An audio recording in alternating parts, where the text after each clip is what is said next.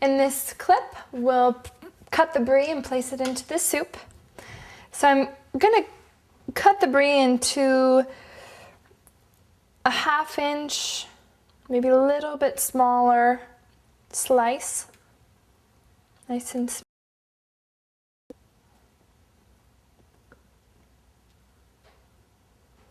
I'm going to cut 3 nice slices of the cheese.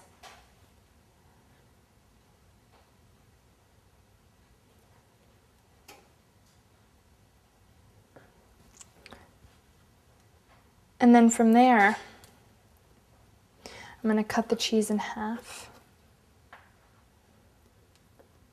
So we've got 6 pieces of brie to place on the bread now. So brie is my favorite kind of cheese. I'm just going to place the cheese on top of the bread, and that will allow the cheese to just melt right over the bread and into the soup. This cheese is just the most wonderful because it's got this creamy texture. It's so nice in its flavor.